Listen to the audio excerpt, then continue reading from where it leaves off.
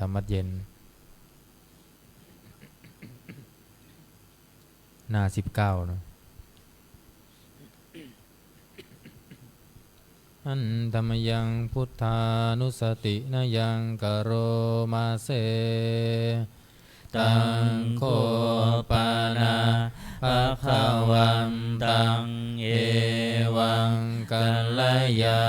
โนกิตติสัทโธอาภุคาโตก็กิตติศักดิ์อันงามของพระผู้มีพระภาคเจ้านั้น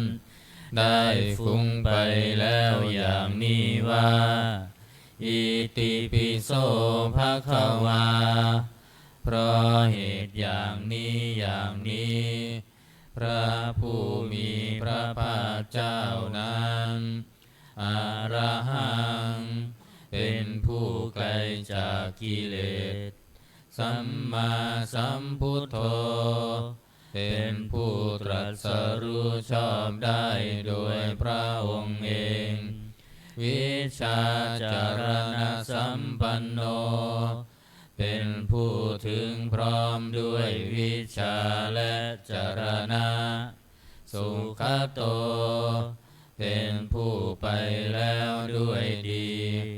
โลกวิทู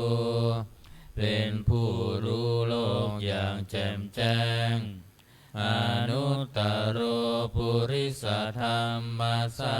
รถิเป็นผู้สามารถฝึกบุรุษที่สมควรฝึกได้อย่างไม่มีใครยิ่งกว่าสัทธาเทวมนุษย์สานังเป็นครูผู้สอนของเทวดาและมนุษย์ทั้งหลายพุทโธ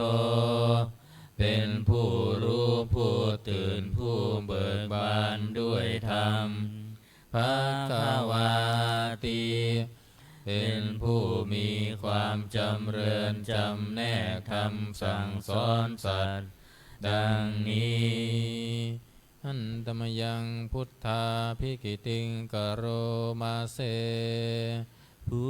ทธวาลาหัมตวรตาทิคุณาภิยุตโตพระพุทธเจ้าประกอบด้วยคุณมีความประเสริฐแห่งอรหันตคุณเป็นต้นสุทาภิญาณกรุณาหิสมาคตโตพระองค์อันประกอบด้วยพระญาณและพระกรุณาอันบริสุทธิ์โอเทสิโยสุชนะตังกามรังวสุโรพระองค์ใดทรงกระทำชนที่ดีให้เบิกบานดุจอาทิตย์ทำบัวให้บานวันธามหังตมรณังศิรสาชิเนทังข้าพระเจ้าไหว้พระชินสีห์ผู้ไม่มีกิเลสพระองค์นั้นด้วยเสียงกล่าวพุทโธโยสัมภปานินังสารนังเข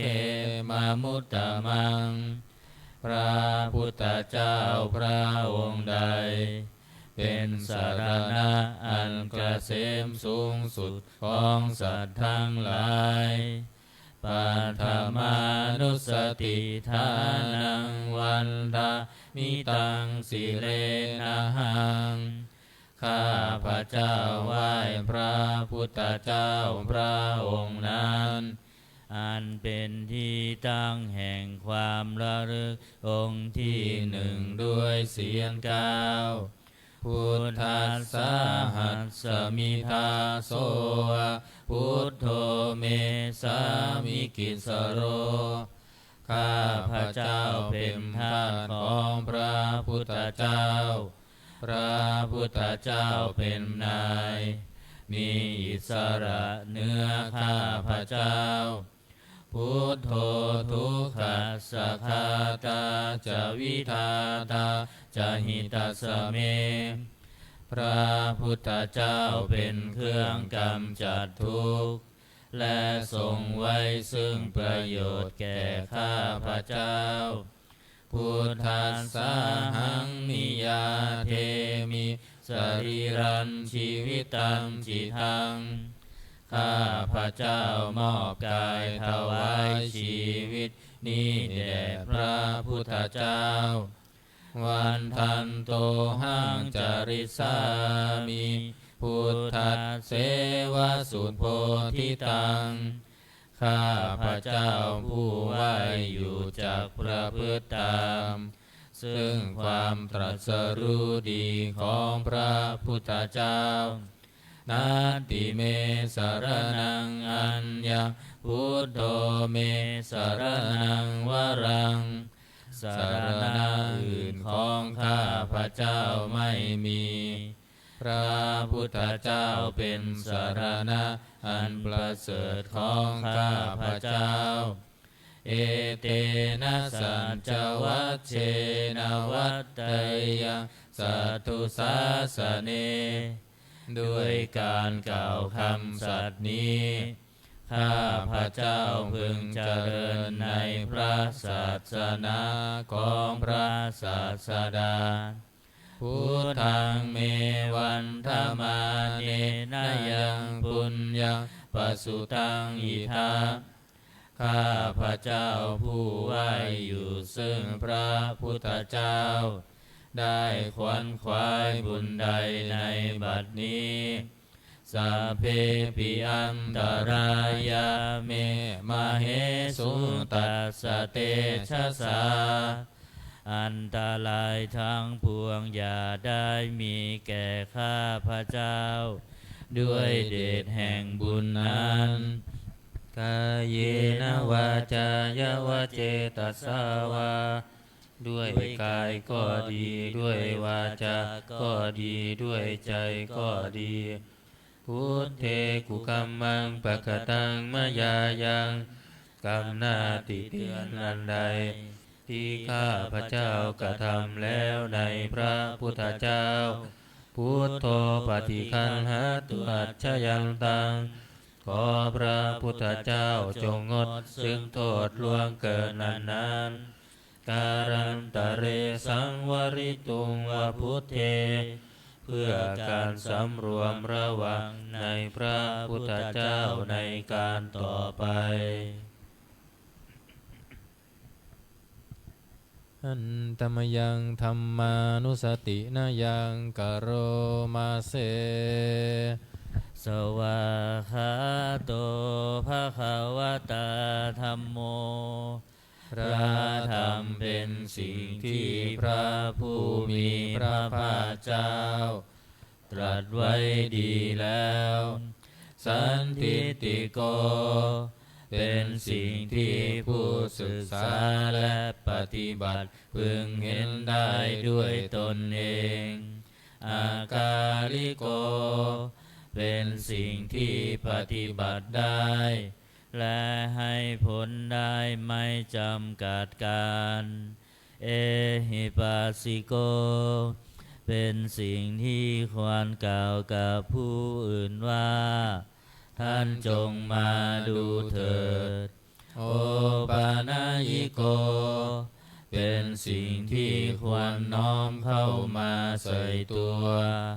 ปัจจตังเวทิตาโพวินโยหิติเป็นสิ่งที่ผู้รู้ก็รู้ได้เฉพาะตนดังนี้อันตมยังธัมมาภิกขิติงกโรมาเสสวาคาตตาทิคุณายโยขาวาเสนาเสยโยพระธรรมเป็นสิ่งที่ประเสริฐเพราะประกอบด้วยคุณคือความที่พระผู้มีพระภาคเจ้าตรัสไว้ดีแล้วเป็นต้นโยมัคคปากัปปริยัตติวิโมคขเพโต เป็นธรรมมันจำแนกเป็นมรรคผลปริยัติและนิพพาน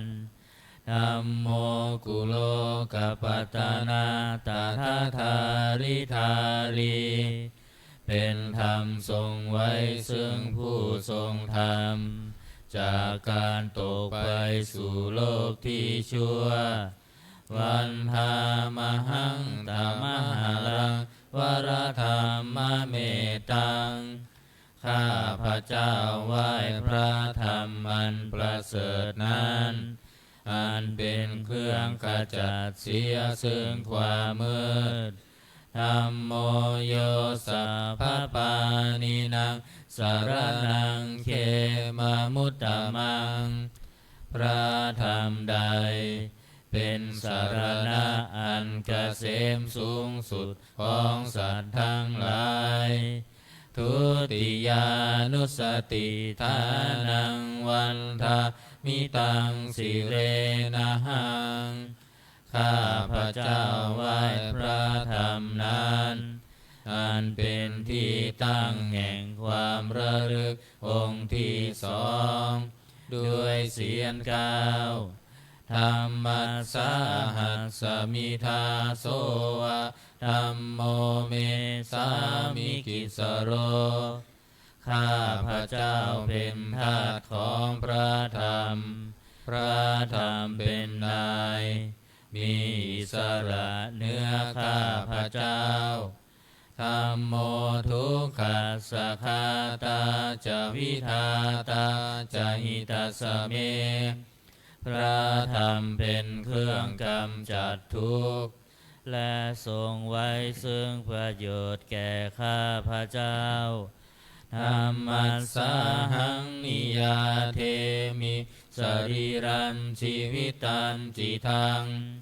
ข้าพระเจ้ามอบกายถวายชีวิตนี้แด่พระธรรมวันทันโตหังจริสามิธรรมัสเสวสุธรรมตังข้าพระเจ้าผู้ไหวอยู่จากประพฤติตาม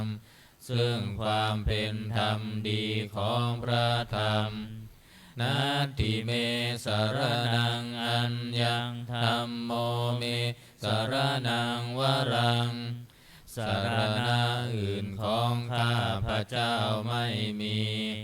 พระธรรมเป็นสารณะอันประเสริฐของข้าพระเจ้าเอเตนะสัจจวัชเชนะวัตตยังสัตตุสาสเนด้วยการกล่าวคำสัตย์นี้ข้าพระเจ้าพึงเจริญในพระศาสนาของพระศาสดาธัมมังเมวันธมาเนนะยังปุญญังปสุตังอิทาข้าพระเจ้าผู้ไหวอยู่ซึ่งพระธรรมได้ขวนขวายบุญใดในบัดนี้สัพเพปิอันตรายาเมมาเหสุตัสสะเตชะสาอันตรายทั้งปวงอย่าได้มีแก่ข้าพระเจ้าด้วยเดชแห่งบุญนั้นกายเยนะวาจายวเจตัสสาวาด้วยกายก็ดีด้วยวาจาก็ดีด้วยใจก็ดีธัมเมกุกัมมังปะกตังมายายังกรรมหน้าติเตียนอันใดที่ข้าพระเจ้ากระทำแล้วในพระธรรมธัมโมปฏิคันหตัวชยันตังขอพระธรรมจงงดซึ่งโทษล่วงเกินอันนั้นการันตะเรสังวริตุงวธรรมเมเพื่อการสำรวมระวังในพระธรรมในการต่อไป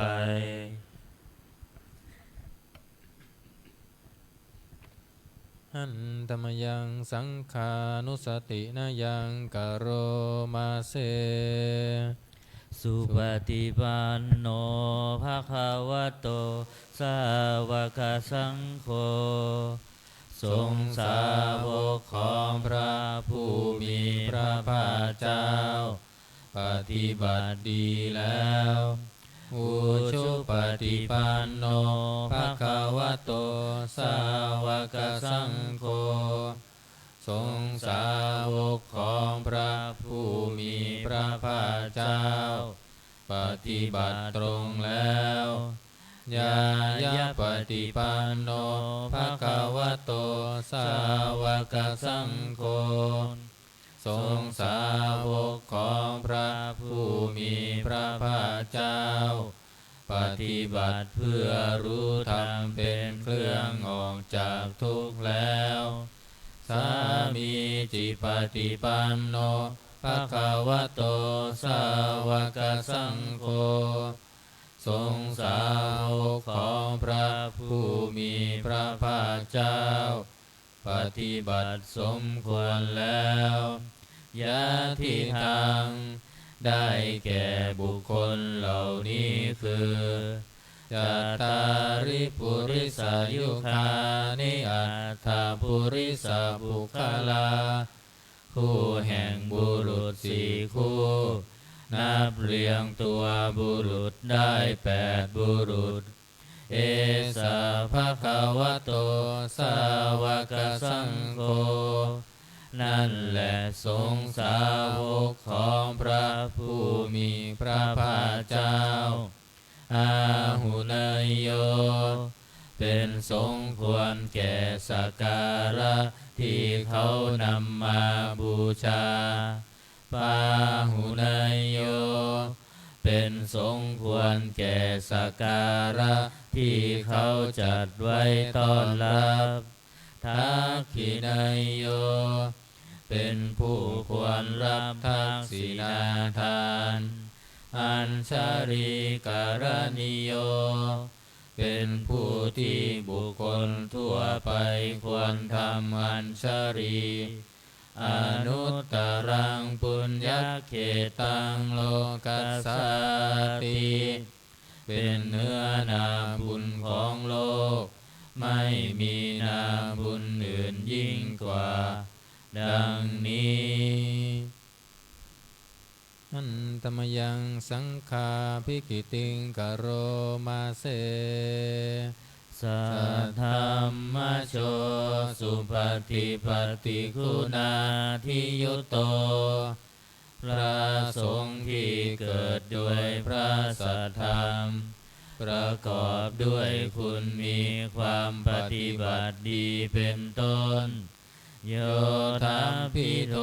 อริยบุคลสังฆเสโทเป็นหมู่แห่งพระอริย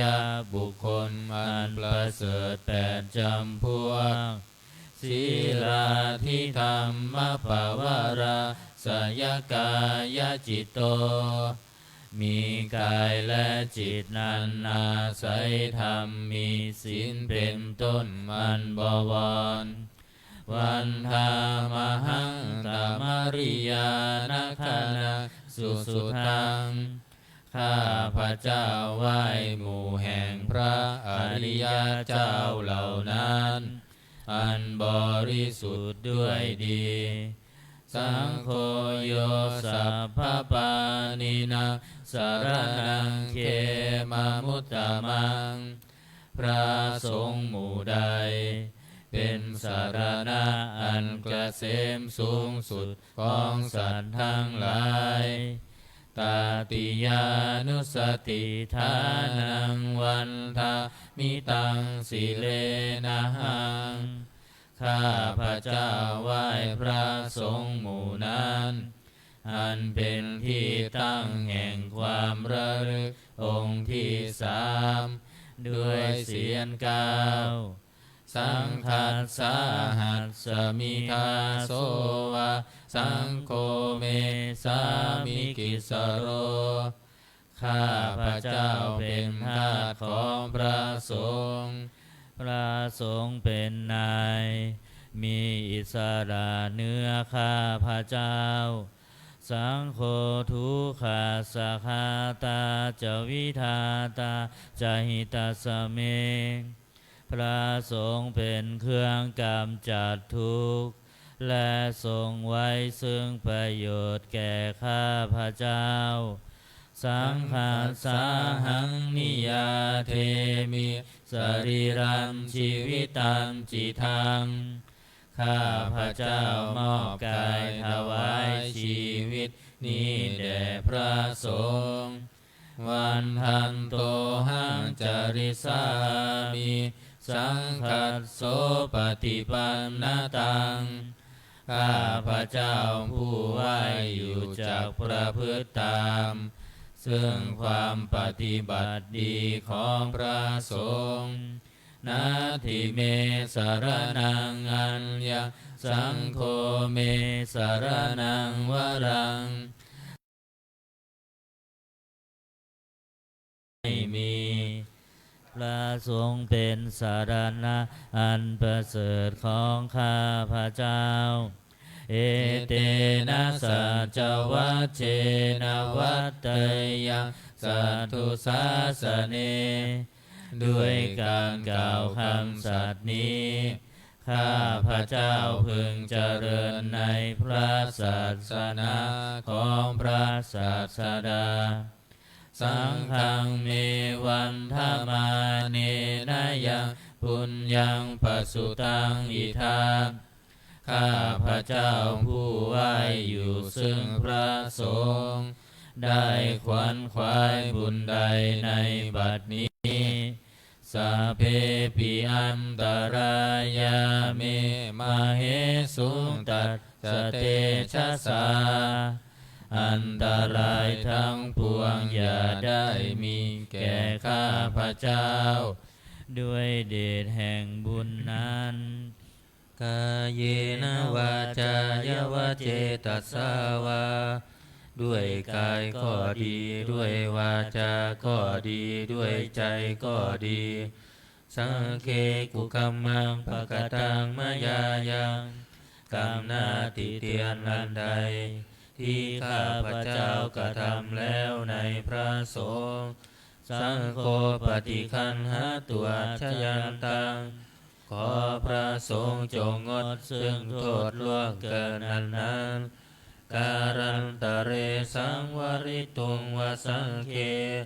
เพื่อการสำรวมระวังในพระสงฆ์ในการต่อไป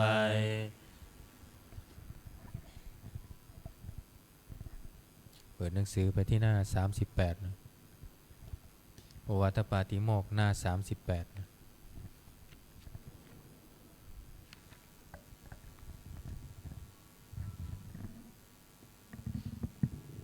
หันตมยังโอวาทปาติโมกขคาทาโยพนามาเสสัพพะปาปัสสะอาการนังการไม่ทำบาปทั้งปวงกุศลสุปสัมปทาการทำกุศลให้ถึงพร้อมสัจจิตปริโยทปานังการชำระจิตของตนให้ขาวรอบเอตังพุทธานาสาสนังทำ3อย่างนี้เป็นคำสั่งสอนของพระพุทธเจ้าทั้งหลายขันติปรมังตโปติติฆาขันติคือความอดกลั้นเป็นธรรมเครื่องเผากิเลสอย่างยิ่งนิพพานังปรมังวัฏันติพุทธาผู้รู้ทั้งหลายกล่าวพระนิพพานว่าเป็นธรรมอันยิ่งนาหิปภาชิโตปรูปคาติผู้กำจัดสัตว์อื่นอยู่ไม่ชื่อว่าเป็นบรรพชิตเลยสามโนโหติปรังวิเหทยันโตผู้ทำสัตว์อื่นให้ลำบากอยู่ไม่ชื่อว่าเป็นสมณะเลยอนุปวาโทอนุปคาโต การไม่พูดร้ายการไม่ทำร้ายปาติโมกเขจะสังวโรการสำรวมในปาติโมกข์มัตตัญยุตาจะพะตัสสมิงความเป็นผู้รู้ประมาณในการบริโภคปันตัญจะสยนาสนังการนอนการนั่งในที่อันสงัดอาทิจิตเตจะอาโยโคความหมั่นประกอบในการทำจิตให้ยิ่งเอตังพุทธานาสาสนังทำ6อย่างนี้เป็นคำสั่งสอนของพระพุทธเจ้าทั้งหลายเปิดมาหน้า27นะ27นะครับหน้า27อันธรรมยังอติตาปัจเจเวคณาปาทังพานามาเสอาชามายาอัตปัจเจเวคิตวายังจีวรังปริพุตัง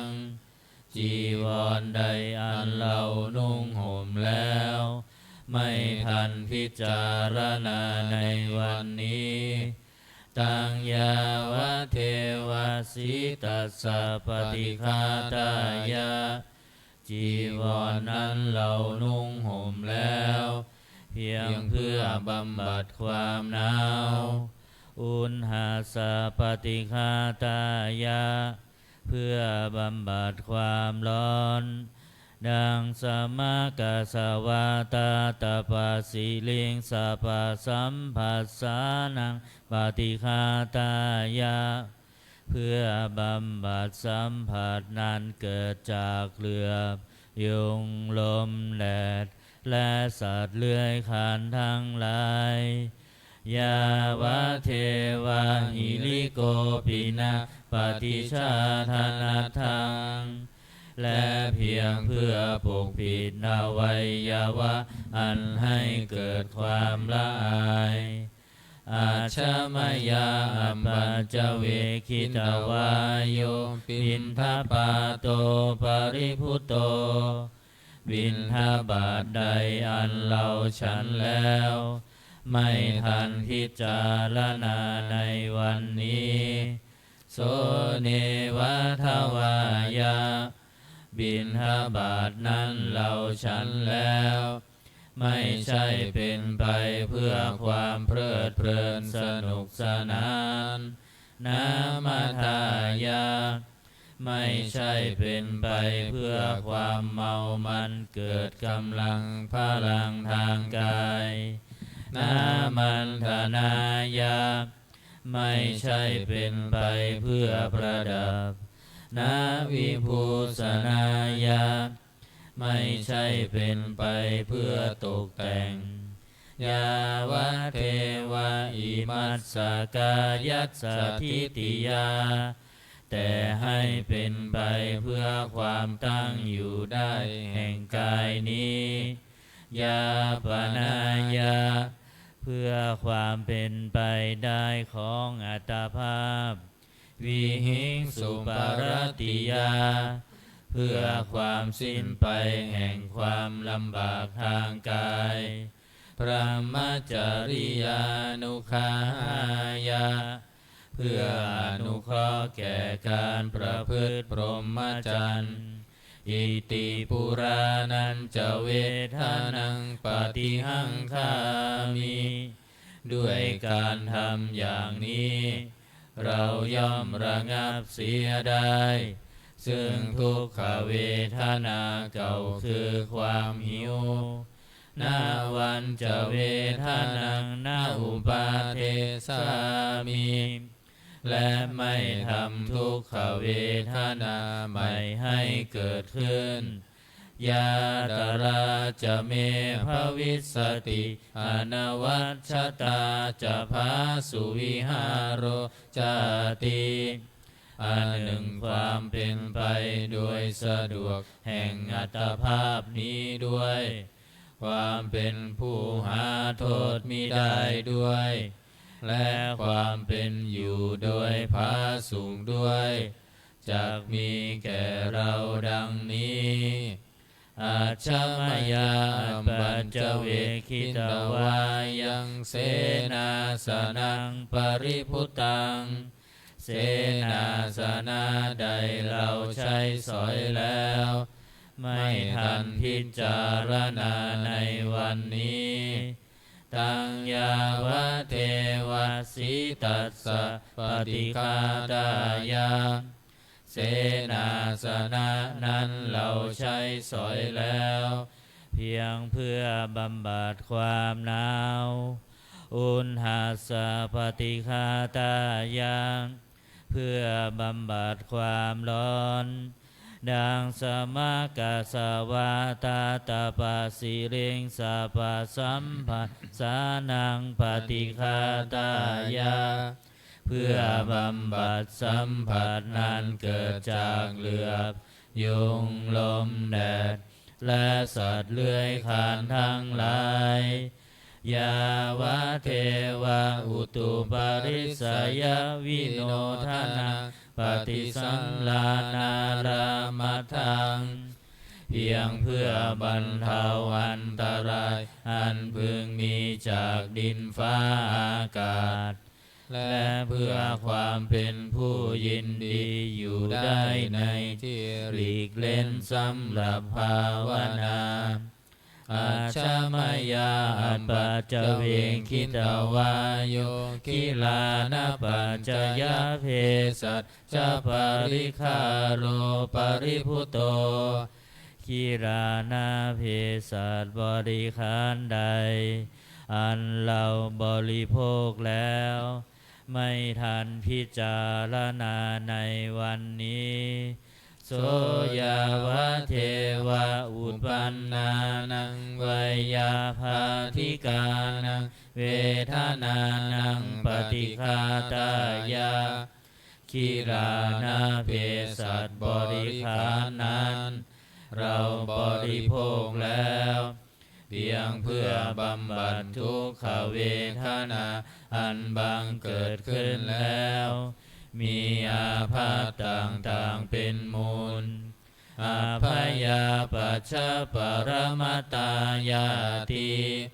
เพื่อความเป็นผู้ไม่มีโรคเบียดเบียนเป็นอย่างยิ่งดังนี้อันตมยังอุทิศนาทิฏฐานาคาทาโยพนามาเสอิมินาปุญญกรรมเมนะด้วยบุญนี้อุทิศให้อุปัชฌายาคุณุตตราอุปัชฌาย์ผู้เลิศคุณอาจาริโยปการาจาและอาจารย์ผู้เกื้อหนุนมาตาปิตาจายาตกาทั้งพ่อแม่และปวงญาติสุริโยจันทิมาราชาสุนจันและราชาผู้นาวันตานาราปิจาผู้ทรงคุณหรือผู้สูงชาติพระมมาลาจะอินทาจาพรหมมาและอินทราชโลกปาลาจะเทวตาทั้งถวยเทพและโลกบาลยาโมมิตามนุษย์สาจายมราชมนุษย์มิตรมัชฌตาเวริกาปิจาผู้เป็นกลางผู้จ้องผานสัพเพ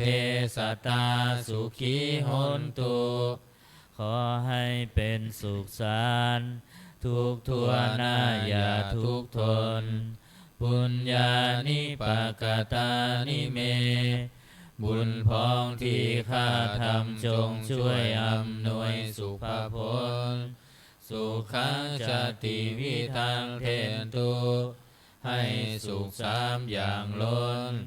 คิมปังปาเปทาโวมะตังให้รู้ถึงนิพพานพรัน อิมินาปุญญกรรมเมนะด้วยบุญนี้ที่เราทำอิมินาอุทิเสนะจาและอุทิศให้ปวงสัตว์ขิปาหังสุรเพเจวะเราพลันได้ซึ่งการตัดตัณหุปาทานเฉทนังตัวตัณหาอุปาทานเยสันตาเนหินาธรรมา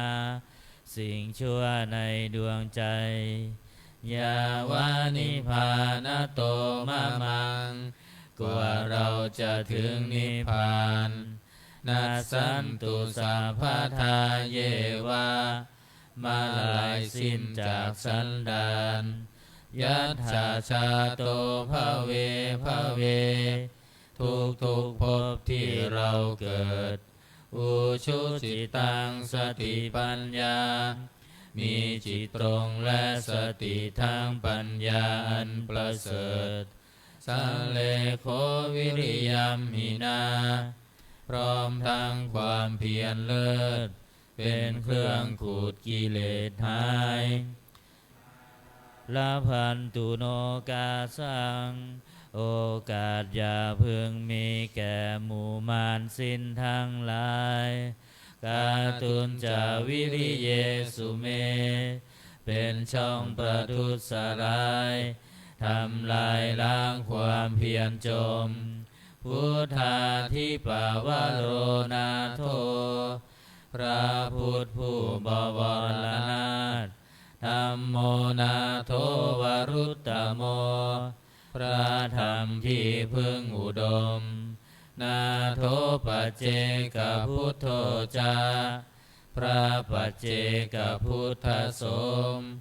สังโฆนาโทตโรมะมังทบพระสงฆ์ที่พึงพยองเต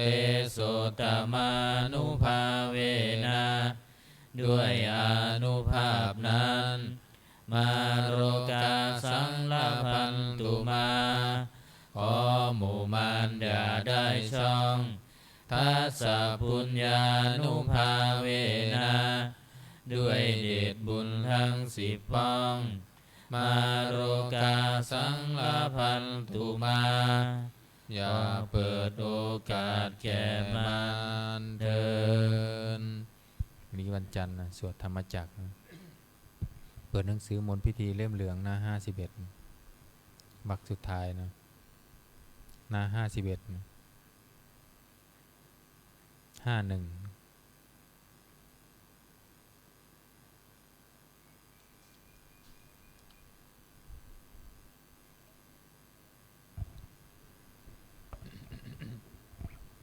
นะโมตัสสะภะคะวะโตอะระหะโตสัมมาสัมพุทธัสสะนะโมตัสสะภะคะวะโตอะระหะโต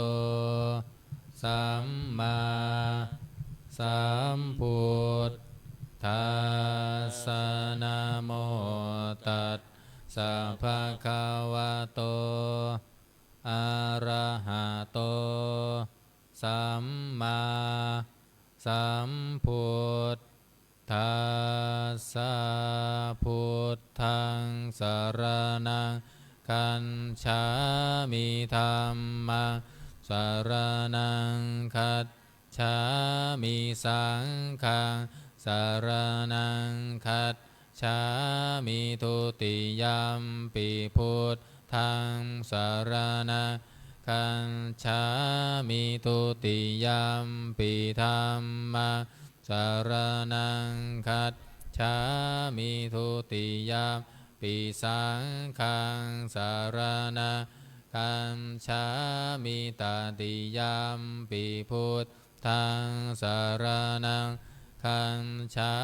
มิตติยัมปิธัมมังสรณังคัจฉา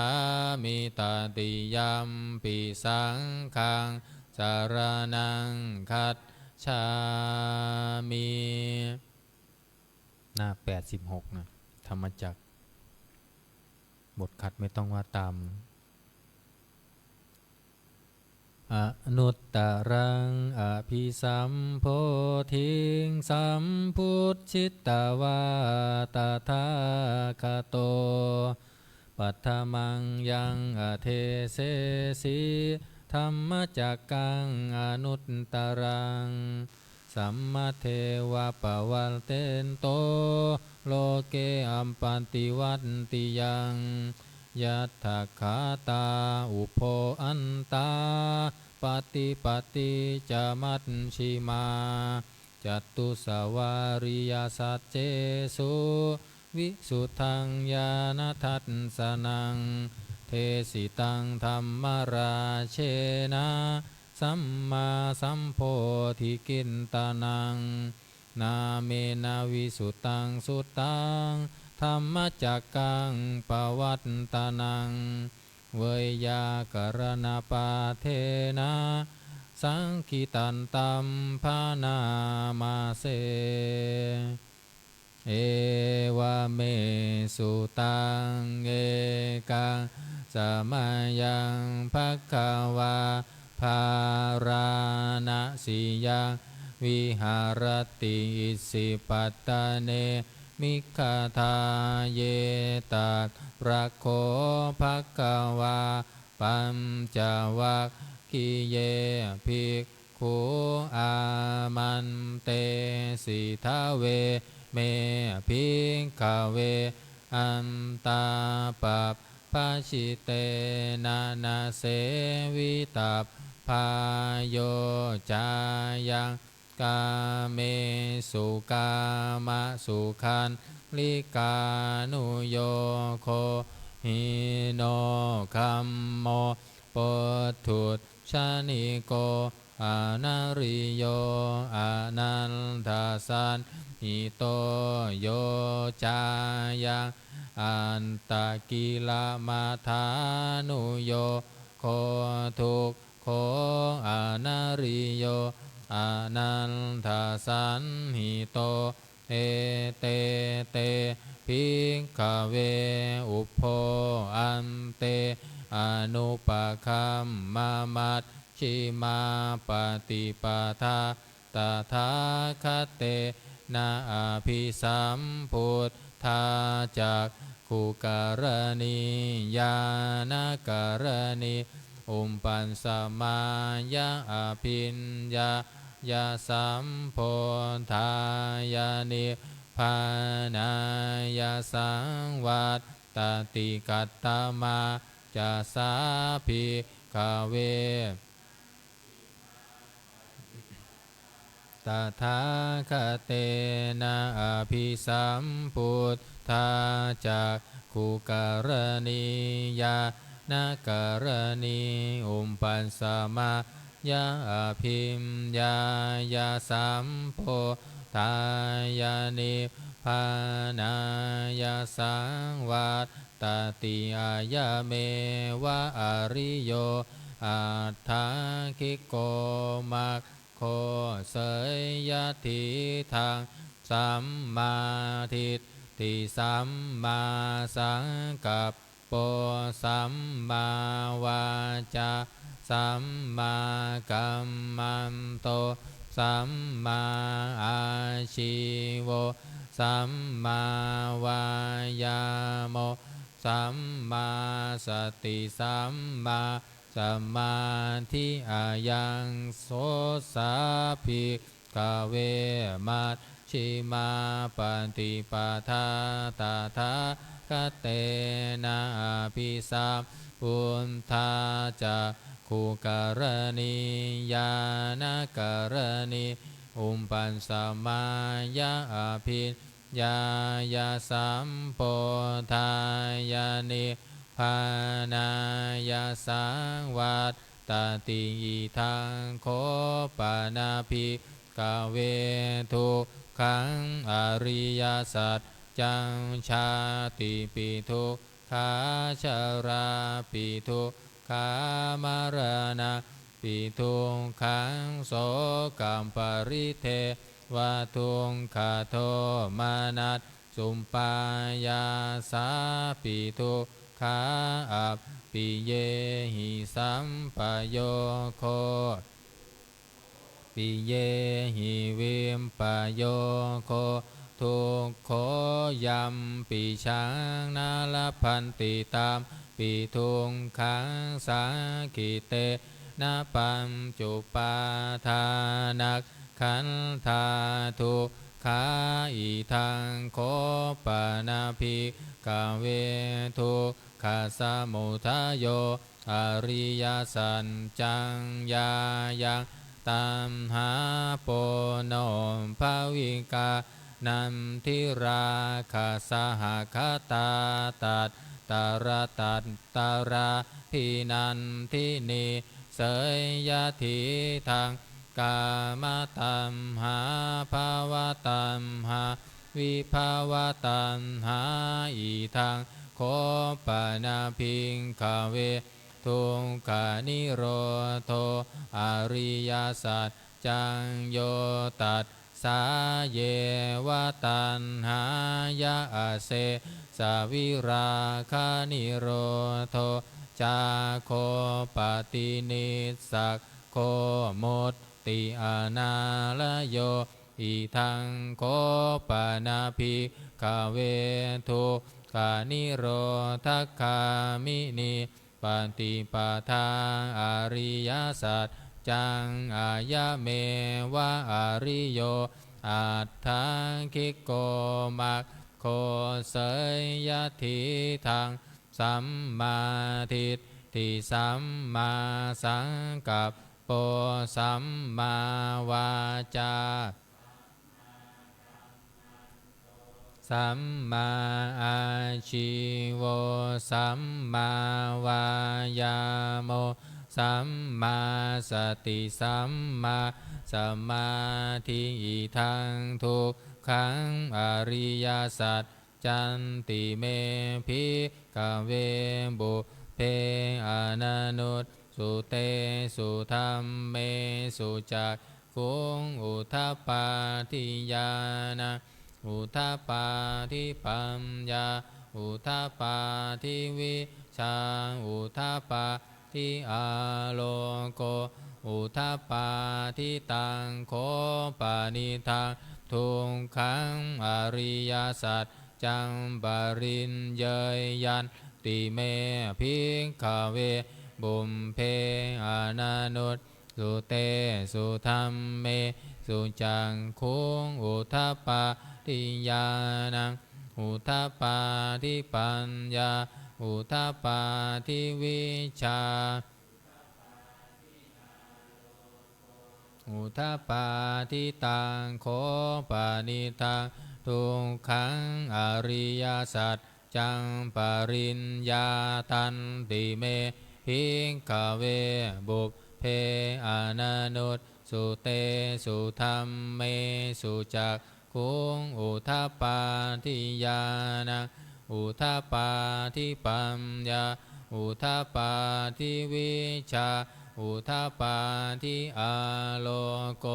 อุทธัปปาทิอิทังทุกขสมุทัยโยอริยสัจจันติเมภิกขเว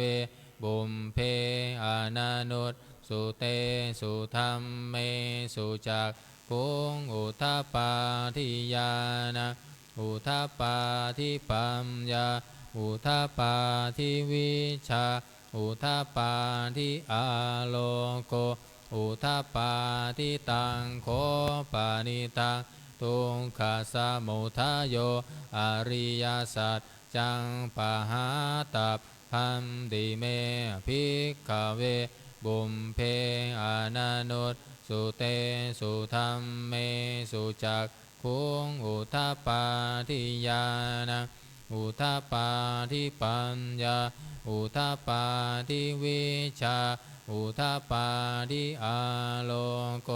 อุทธัปปาทิตังโคปานิทังทุกขสมุทัยโยอริยสัจจังปะหินันติเมภิกขเวบุมเพอนันุต สุเตสุธรรมเมสุจักขุงอุทปปาทิญาณังอุทปปาทิวิชาอุทปปาทิอาโลโกอุทปปาทิอิทังทุกขานิโรโธอริยสัจจันติเมภิกขเวเพอานานุสุเต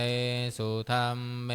สุจังคุงอุทปปาทิญาณังอุทปปาทิปัญญาอุทปปาทิวิชาอุทปปาทิอาโลโกอุทปปาทิตังโคปานิทังทุกขานิโรโธอริยสัจจังสัญชิกาตัพพันติเมภิกขเวบุมเพอานานุตสุเตสุธรรมเมสุจักขุงอุทปปาทิญาณังอุทปปาทิปัญญาอุทปปาทิอาโลโกอุทปปาทิตังโคปานิทังทุกขานิโรโธอริยสัจจังสัญชิกตันติเมภิกขเวบุมเพอานานุสุเตสุธรรมเมสุจักขุงอุทปปาทิญาณัง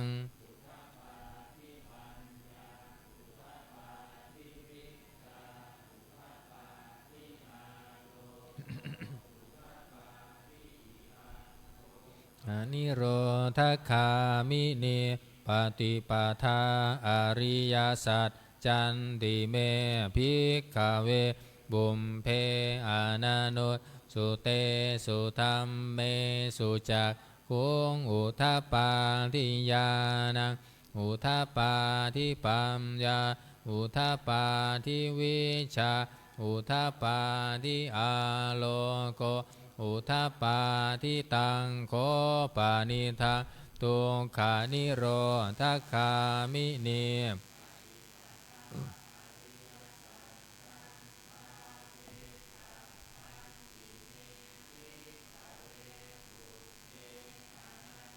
สุเตสุธรรมเมสุจักขุงอุทปปาทิญาณังอุทปปาทิปัญญา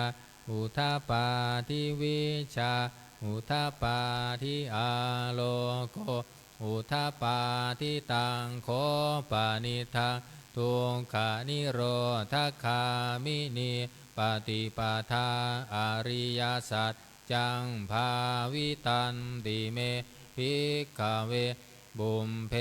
อานานุสุเตสุธรรมเม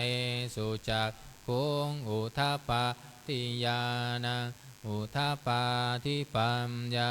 อุทปปาทิวิชาอุทปปาทิอาโลโกอุทปปาทิยาวกิวันจะเมภิกขเวอิเมสุจตุสุอริยสัจเจสุเอ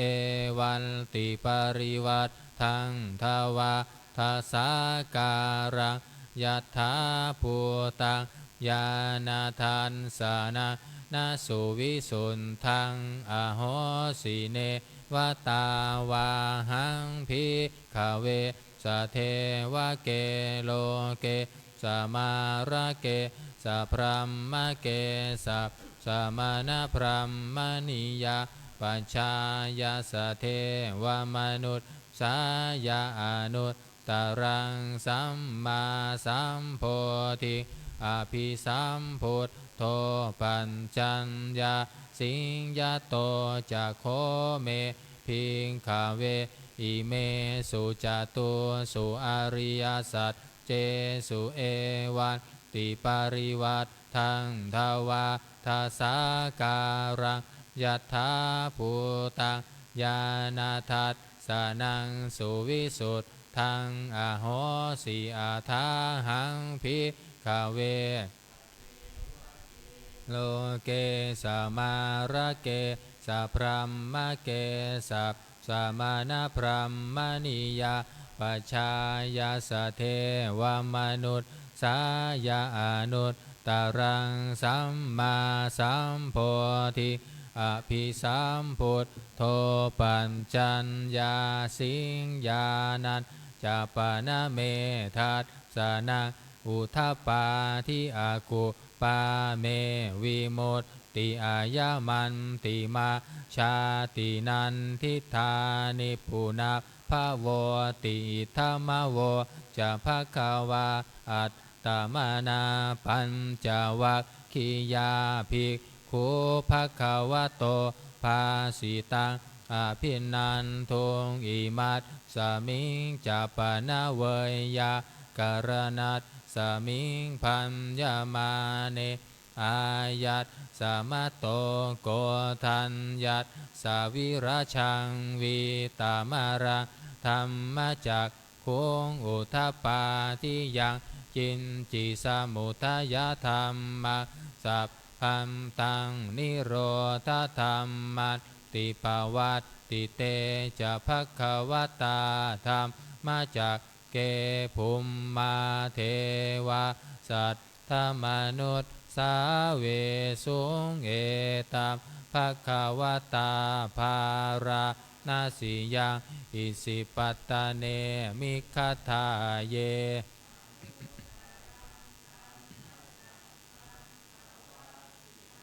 อัมปฏิวัตติยังสมณเณนะวาพรหมเณนะวาเทเวนะวามาเรนะวาพรหมุนาวาเกนะจิวาโลกัสสมินติ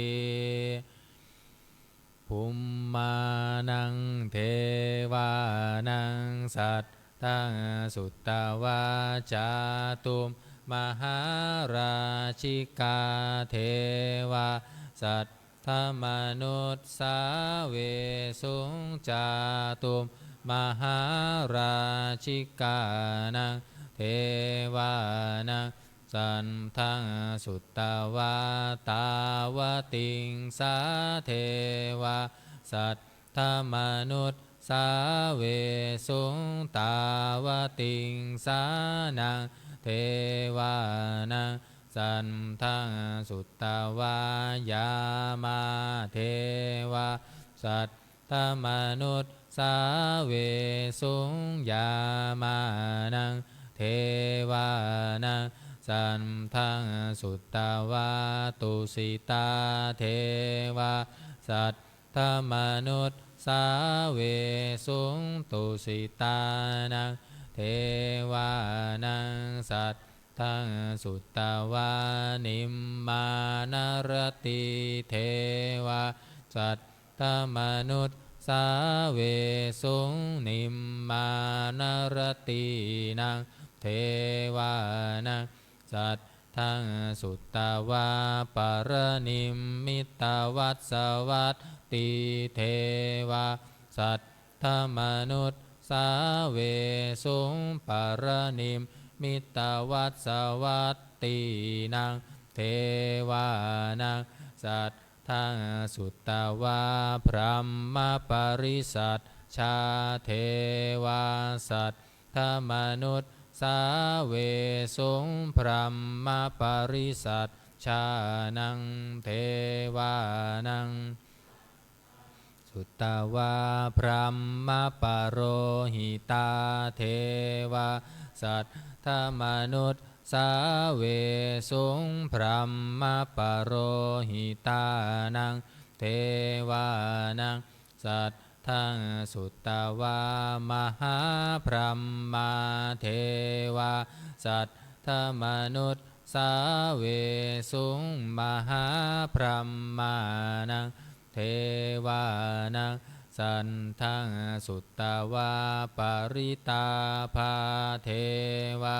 สัตถมนุษย์สาเวสุงปริตาภานังเทวานังสัตทังสุตตวาอัปปมานาภาเทวาสัตถมนุษย์สาเวสุงอัปปมานาภานังเทวานัง สันทังสุตตวาอาภัสสราเทวาสัตตมนุษย์สาเวสุงอาภัสสรานังเทวานังสัตทังสุตตวาปริตาสุภาเทวาสัตถมนุษย์สาเวสุงปริตาสุภานังเทวานังสันทังสุตตวาอัปปมานาสุภาเทวาสัตถมนุษย์สาเวสุงอัปปมานาสุภานังเทวานังสัตทังสุตตวาสุภกินนาหากาเทวาสัตถมนุษย์สาเวสุงสุภกิมนาหากานังเทวานังสันทังสุตตวาเวหัพพลาเทวาสัตถมนุษย์สาเวสุงเวหัพพลานัง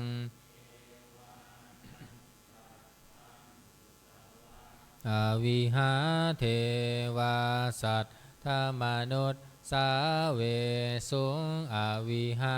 นังเทวานังสัตทังสุตตวาอัตตปาเทวาอัตตปานังเทวานังสัตทังสุตตวาสุทัสสาเทวาสัตถมนุษย์สาเวสุง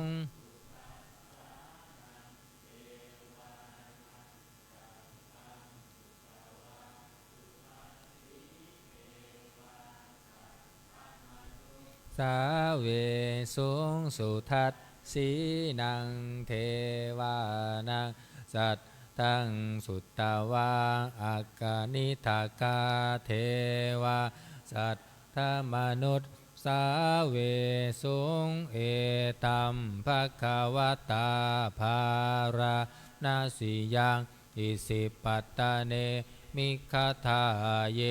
อนุตตรังธรรมจักกังปวัตติตังอัมปติวัตติยังสามเณนาวาพรัมมเณนาวานาวาพรัมมุนาวาเกนะจิวาโลกัสสมินติอิติหะเตนะขะเนนะเตนะมุตหุตเต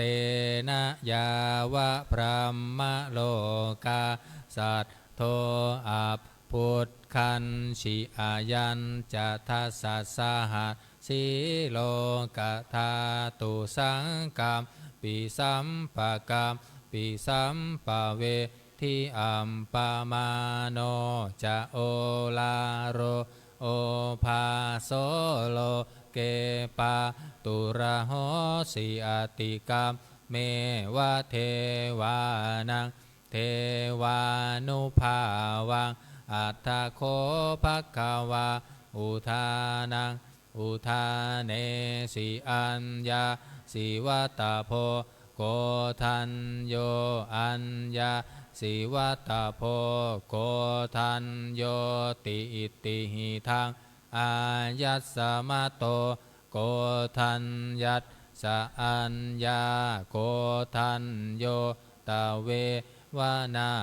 มังอาโหสิติ133มงคลจักรวาลน้อย133สัพพพุทธานุภาเวนะสัมปธัมมานุภาเวนะสัพพสังฆานุภาเวนะพุทธรัตนังธัมมรัตนังสังฆรัตนะติมนังรัตนานังอนุภาเวนะจตุราสีติสหสัทธัมมักขันธานุภาเวนะปิตากันตายา นุภาเวนะชินนาสาวกานุภาเวนะสะเพเตโรคาสัพเพเตพยาสัพเพเตอันตรายาสัมเพเตอุปันทวาสัพเพเตทุนนิมิตตาสัพเพเตอวมังคาราวินาศสันตุอายุวัฏทะโกธานวัฏทะโกสิริวัฏทะโกยัสสวัฏทะโกภาลวัฏทะโกวันนาวัฏทะโกสุขวัฏทะโก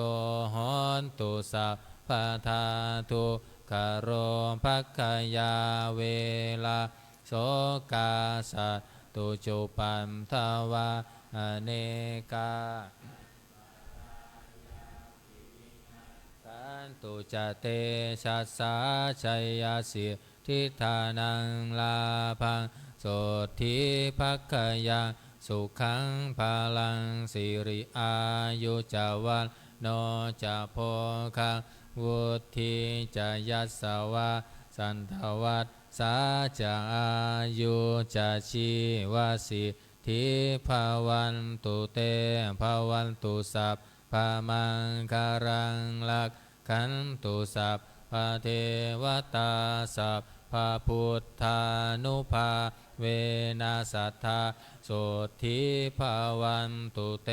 ภาวันตุสัพพะมังคารังลักขันตุสัพพะเทวตาสัพพะธรรมานุภาเวนัสสัทธาโสทิภาวันตุเตภาวันตุสัพพะมังคารังลักขันตุสัพพะเทวตาสัพพะสังฆานุภาเวนัสสัทธาโสทิภาวันตุเตครับการทำวัดเย็นก็จบเพียงเท่านี้นะครับแล้วเราต่อไปจะได้เจริญจิตตภาวนาทำสมาธิสักครู่แล้วแผ่เมตตาพร้อมกัน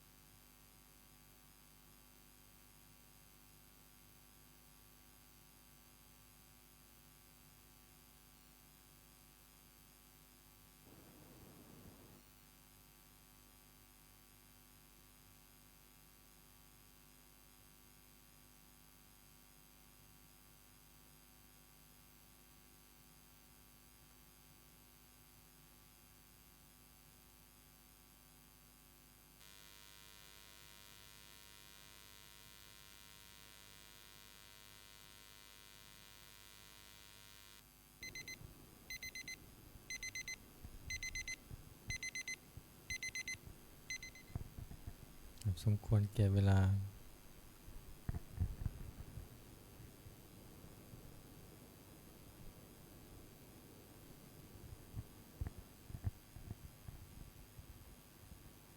เล่มหน้า66เนาะกรวดน้ำแผ่เมตตาอุทิศบุญกุศลพร้อมกัน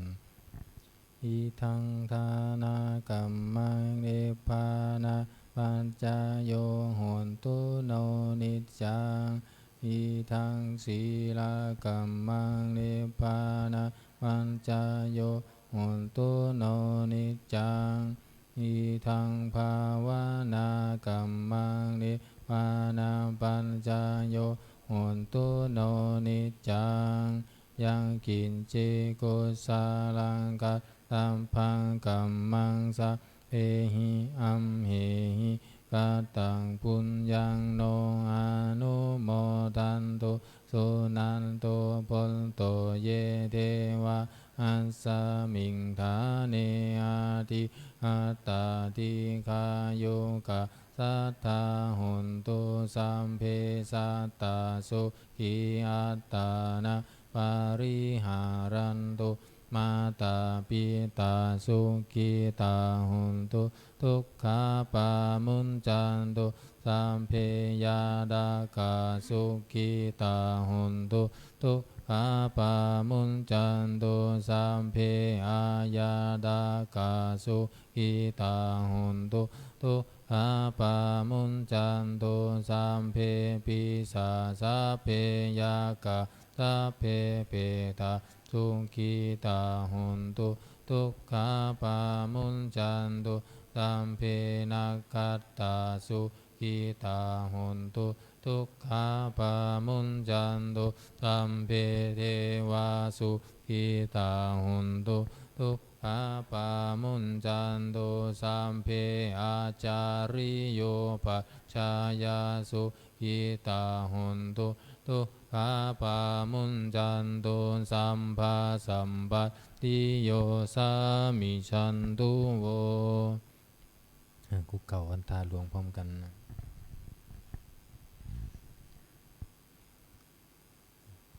วันทามิพุทธังสัพพะเมวะโตสังฆามะอะเมพันเทวันดามิธัมมังสัพพะเมวะโตสังฆามะอะเมพันเทวันดามิสังฆังสัพพะเมวะโตสังฆามะอะเมพันเทวันดามิการุอุมปชายาจาริเยสัพพะเมวะโตสังฆามะอะเมพันเตวันดามิกัมมัฏฐานังสัพพะเมวะโตสังฆามะอะเมพันเตวันดามิอาราเมพันทัสสีมังสัมภะเมวะโตสังฆามะอะเมพันเตวันดามิเจติยาสัมพังสัมภะทานิสุมปะติทิตาสารีละตาตุมหาโพธิพุทธารูปังสักกาลังสัทธานาคาโลเกเทวะโลเกปรัมมาโลเกชาพุธิเปลังกาทิเปสารีระตาตุโยเกสะตาตุโยอะระหันตาตาตุโยเจติยังคันทะกุทิงจัตุราสีติสหัสเสธัมมักขันเทสัพเพสัมปา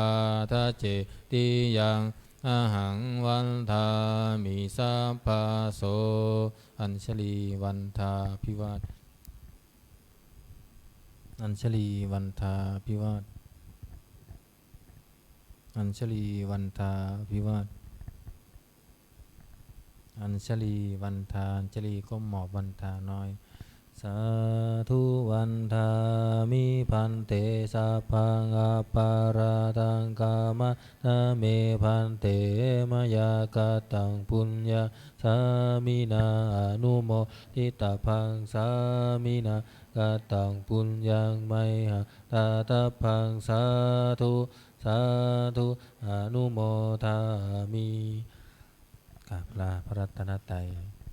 อะระหังสัมมาสัมพุทโธภะคะวาพุทธังภะคะวันตังอภิวาเทมิสวากขาโตภะคะวะตาธัมโมธัมมังนามัสสามิสุปฏิปันโนภะคะวะโตสาวกสังโฆสังฆังนามามิแม่ชีโยคีกราบพระพร้อมกัน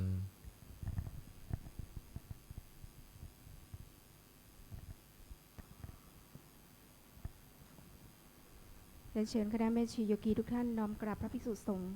พร้อมกันค่ะอัญชลีวันทาอภิวาทอัญชลีวันทาอภิวาทอัญชลีวันทาอภิวาทอัญชลีวันทาอัญชลีพระสงฆ์ให้พรพร้อมกันสาธุจัตตารโอธรรมาวัฏันติอายุวันโนสุขังภะลังสาธุสาธุสาธุค่ะก็ขออนุญาตใช้เสียงนะขอให้โยคีช่วยกันปิดประตูหน้าต่างนะทั้งสองฝั่งนะคะเก็บอาสนะให้เรียบร้อยสำหรับโยคีทุกคนนะคะเดี๋ยวพบกันที่